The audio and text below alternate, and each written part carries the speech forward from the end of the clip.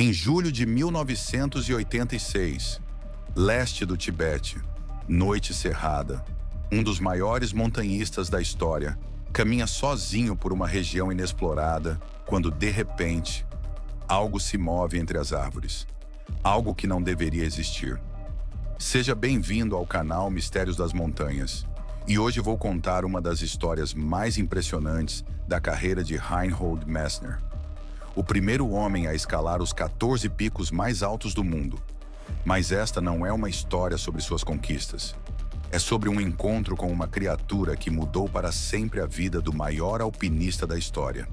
E antes que você pense que isso é apenas mais uma história de Yeti, Messner dedicou mais de 10 anos de sua vida para desvendar este mistério. Ele escreveu um livro inteiro sobre isso, e suas conclusões vão te surpreender. Entre 1970 e 1986, Messner se tornou o primeiro homem na história a escalar todos os 14 picos acima de 8.000 metros. Ele fez isso sem oxigênio suplementar, quebrando todos os paradigmas da época. Muitos especialistas diziam que era impossível. Em 1978, junto com Peter Habeler, ele foi o primeiro a escalar o Everest sem oxigênio. 2 anos depois, em 1980, ele fez algo ainda mais extraordinário. Escalou o Everest completamente sozinho, também sem oxigênio. Messner não era apenas um alpinista, era um explorador. Ele cruzou a Antártica, atravessou o deserto de Gobi, explorou regiões remotas do Tibete. Sua coragem e determinação o levaram aos lugares mais inacessíveis do planeta. Mas até 1986, Messner era cético em relação ao Yeti. Ele considerava as histórias como superstições locais. Até que uma noite, no leste do Tibete, tudo mudou. Julho de 1986. Messner está no leste do Tibete, numa região praticamente inexplorada.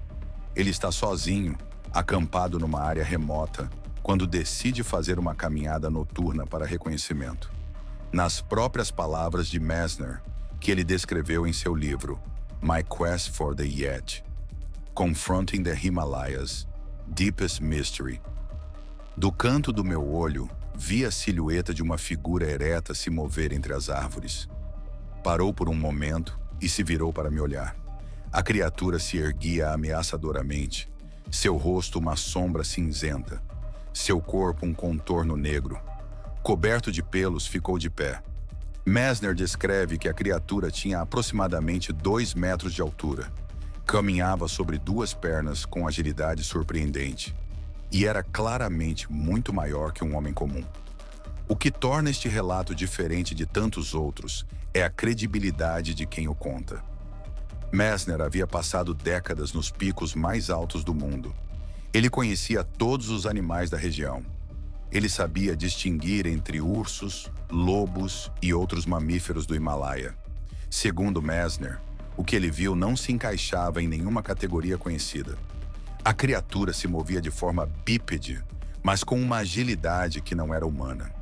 Era grande demais para ser um homem, mas muito ágil para ser um urso comum. O encontro durou apenas alguns minutos.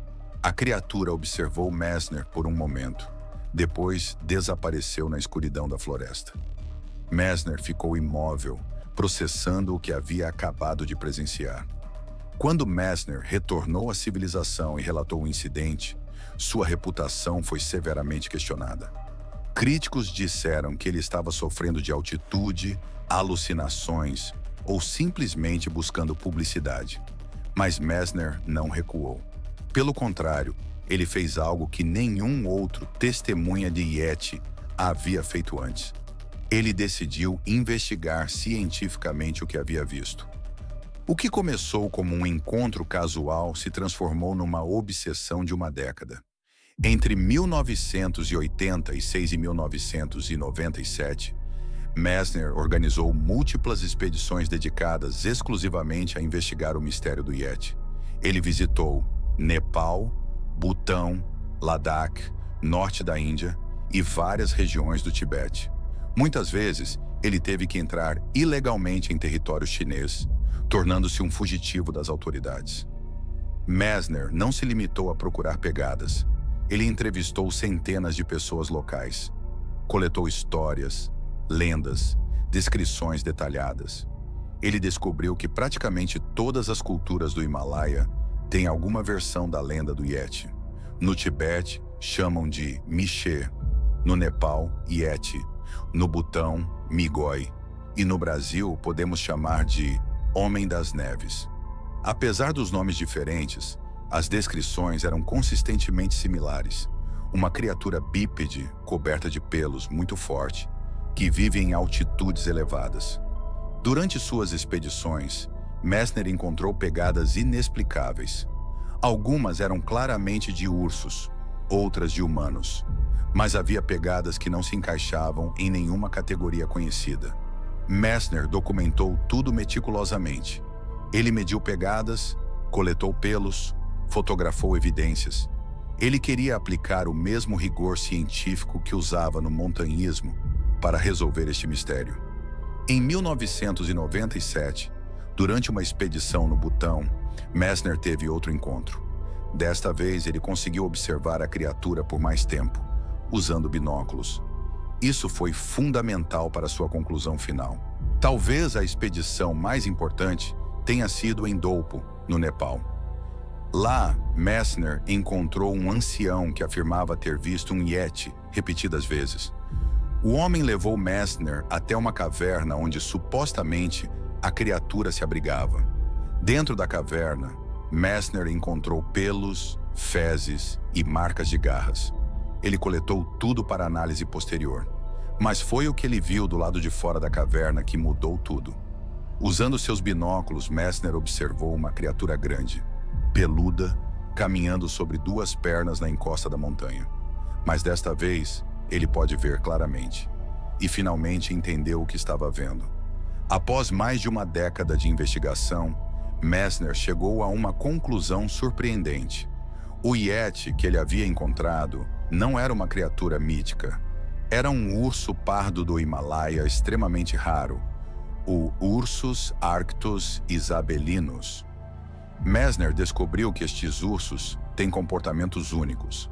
Eles podem caminhar sobre duas pernas por distâncias consideráveis, especialmente quando estão investigando algo ou se sentem ameaçados. As pegadas misteriosas faziam sentido agora. Quando um urso pardo do Himalaia caminha sobre duas pernas, suas pegadas traseiras podem parecer surpreendentemente humanoides, especialmente em neve macia. Messner também descobriu que estes ursos são principalmente noturnos, nas regiões habitadas por humanos. Durante o dia, eles se escondem em cavernas e fendas rochosas. À noite, eles caçam e se movem pelas montanhas. O urso pardo do Himalaia pode chegar a 2,5 metros de altura quando se ergue sobre duas pernas.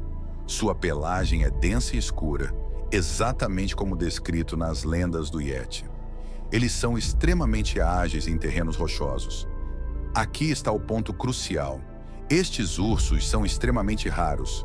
Estima-se que existam menos de 200 indivíduos em todo o Himalaia. Isso explica por que os avistamentos são tão raros e por que a maioria das pessoas nunca viu um.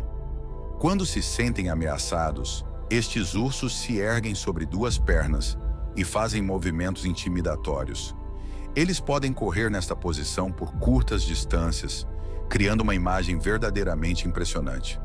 Estes ursos vivem em altitudes entre 3.000 e 5.000 metros, exatamente onde acontecem a maioria dos avistamentos de Yeti. Eles preferem regiões rochosas e cavernas, longe dos assentamentos humanos. Messner concluiu que as lendas do Yeti nasceram dos raros encontros entre humanos e estes ursos. Ao longo dos séculos, as histórias foram se transformando, ganhando elementos místicos e sobrenaturais. Ironicamente, o mistério do Yeti pode ter ajudado a preservar estes ursos. O medo e respeito das populações locais mantiveram suas áreas de habitat relativamente intocadas. A teoria de Messner foi aceita pela comunidade científica internacional.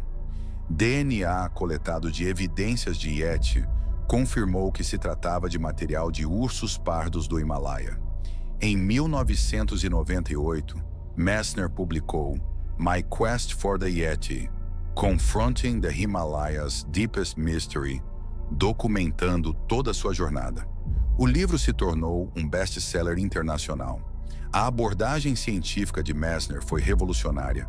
Ele transformou um mito em uma oportunidade para estudar uma espécie rara e ameaçada.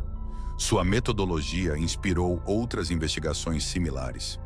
Talvez o maior legado da pesquisa de Messner tenha sido chamar atenção para a necessidade de conservar o urso pardo do Himalaia. Sua pesquisa contribuiu para programas de proteção da espécie. Nem todos aceitaram as conclusões de Messner, mesmo após anos de pesquisa e várias expedições. Alguns criptozoologistas argumentaram que ele estava matando o mistério. Outros sugeriram que talvez existam tanto ursos quanto uma espécie desconhecida. Messner, atualmente com 80 anos, continua sendo respeitado como um dos maiores exploradores da história.